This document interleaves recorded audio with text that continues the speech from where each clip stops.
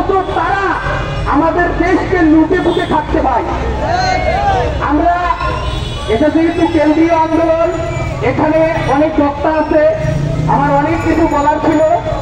যেহেতু আমরা দিনাজপুর থেকে এসেছি, আসলে এই আন্দোলনটার সঙ্গে আমরা প্রথম থেকে জড়িত এবং আছি, থাকবো। আপনারা সবাই থাকবেন তো? কারণ কি ভাই জানেন, শ্রমিকের দাবি দেওয়ার রাজপথেই কিন্তু আদায় হয়, টেবিলে হয় না। কারণ কি জানেন, শ্রমিক আইতে দেখেন সবাই জুতো লাগাইতে নয়, মাটিতে বসছেন। ওই ভদ্র মহোদয়েরা কিন্তু জুতো দিয়ে বসতে পারবে না। এসি রুম লাগবে, চেয়ার লাগবে, টেবিল লাগবে, আবার ওগুলো বসার জন্য আমাদের মতন কর্মচারী লাগবে, তাই না? তা আমরা বিশেষ কিছু না বলে সরকারের উদ্দেশ্যে কয়েকটা কথা বলতে চাই। আমি জনাব ইউনূস স্যার, বৈষম্য দূর হওয়ার কথা ছিল, কিন্তু বাংলাদেশ থেকে এখনো বৈষম্য দূর হয় নাই। বৈষম্যের শিকারে এখনো মানুষ গলি গলিতে ঘুরতেছে। আপনি যেহেতু মানুষের ভালো করার জন্য ক্ষমতায় এসেছেন, মানুষের দিক পরিবর্তন করার জন্য এসেছেন, তাই আমরা আজকে এই যে 12টি দিন আমাদের মা, বোন, ভাই, দাদা সবাই আমরা আজকে রাজপথে পড়ে আছি। অনেক মায়ের বাড়িতে ছোট ছোট সন্তান রেখে এসেছে, আপনি তো একটিবারও তাদের দিকে তাকাচ্ছেন না। আপনিও তো কোনো না কোনো মায়ের গর্ভে জন্ম নিয়েছেন। আজকে আপনার মা, আপনার বোন, আজকে আমার মা, আমার বোন রাজপথে গেল, শুধু দুবেলা দুমুঠো ভাত করছে আপনার কাছ থেকে। আপনার কাছ থেকে গাড়ি বাড়ি কিছুই চাই না আমরা, কারণ আপনার বাড়ি গাড়ির দরকার থাকতে পারে, আপনাদের বাড়ি গাড়ির দরকার থাকতে পারে, আমাদের কিন্তু বাড়ি গাড়ির দরকার নাই। আমাদের দুবেলা দুমুঠো ভাত হলেই চলবে, তাও আবার মোটা ভাত মোটা কাপড় হলেও চলে, আমাদের নল্লি দিয়ে পার হবে। কিন্তু আপনার ওই মিনিকেট, দিনে টাকারি এগুলো চাল ছাড়া ভাত চায় না। তাই আমরা বলতে চাই, আপনি অনতি বিলম্বে আমাদের এই দাবি দেওয়া, আমরা তো আপনার কাছে তেমন কিছু চাইনি।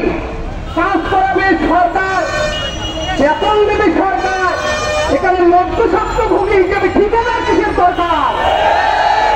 ঠিকাদার কারা? এরা মশার মতো, এরা জোকের মতো আমাদের রক্ত চুষতেছে। আপনি দেখতে পাচ্ছেন না আজকে ঠিকাদারেরা পুলিশদার, কৃষ্ণা, এই ধরনের অসংখ্য সিকিউরিটি সার্ভিসের নাম আছে, এদেরকে চালাচ্ছেন আপনাদের মদত দিয়ে, এদের কাছ থেকে কমিশন খাচ্ছেন আপনারা, আর রক্ত চুষতেছে আমাদের।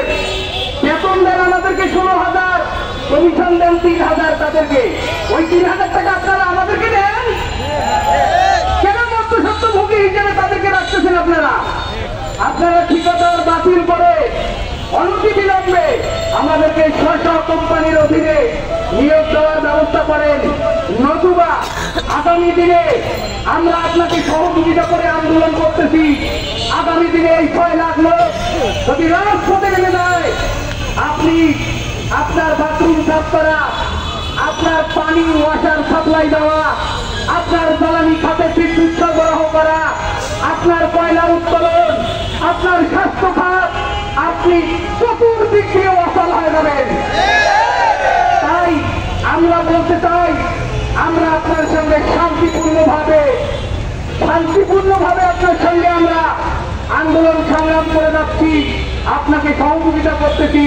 6 লাখ লোকের মধ্যে আমরা হয়তো 10-20,000 লোক নিয়ে আপনার সঙ্গে সমাবেশ করতেছি, কিন্তু আমাদের মুখের দিকে তাকিয়ে আছে হাজারো লক্ষ লক্ষ আউটশুটিং ভাইয়েরা। কারণ আর কেউ নির্যাতিত নিপীড়িত হতে চায় না, আর কেউ স্বাধীন দেশে বৈষম্যের শিকার হতে চায় না, আর এই সর্বপ্রিয় কলমাইদের মতো অসংখ্য সমস্যায় জর্জরিত আউটশুটিং ভাইয়েরা এই পথে আর থাকতে চায় না। আমরা পার করে বলে দিতে চাই, কেন্দ্রীয় সংগঠন থেকে বলে দিচ্ছে, আমাদের প্রতিটি প্রতিষ্ঠান থেকে বলে দিচ্ছি, আমাদেরকে যেন শাটডাউনে যেতে না হয় সেদিকে লক্ষ্য রাখেন। কারণ আমাদের আর কতদিন রাজপথ, ৩৫ জুলাই কিন্তু একদিনে ঘটে নাই। এই এরকম আমাদেরকেও আপনি 36 জুলাই ভাটার পরিবেশ তৈরি করিয়েন না। আমরা বলতে চাচ্ছি, আমরা আপনার কাছে এমন কোনো সামরিক এমন কোনো কিছু চাইনি। আমরা চেয়েছি মধ্যসত্যভোগী হিসেবে এই যুগটা যেন আমাদের রক্ত চুষতে না পারে। এই যুগটাকে আমরা খুলতে পারতেছি না, আপনার সরকারের মাধ্যমে এই যুগটাকে আমরা খুলে পাচ্ছি, যেন আমার শরীরে রক্ত না চুষতে পারে, আমার মা বোনেরা যেন রাজপথে নামতে না হয়, আমার ছেলে মেয়ে 6 সন্তান নিয়ে যেন আমরা দুমুঠো চাল ভাত খেয়ে বাঁচতে পারি। পরিশেষে সকলকে রাজপথে থেকে আন্দোলন সংগ্রামে সহযোগিতা করা, কেন্দ্রীয় নেতৃবৃন্দকে সার্বিকভাবে সহযোগিতা করা এবং সেই সাথে বজ্রকণ্ঠে আওয়াজ তুলুন, আর নয় বৈষম্য, আর নয় ঠিকাদার, স্বাধীন দেশে স্বাধীনভাবে বাঁচতে চাই, ঠিকাদার মুক্ত বাংলাদেশ চাই।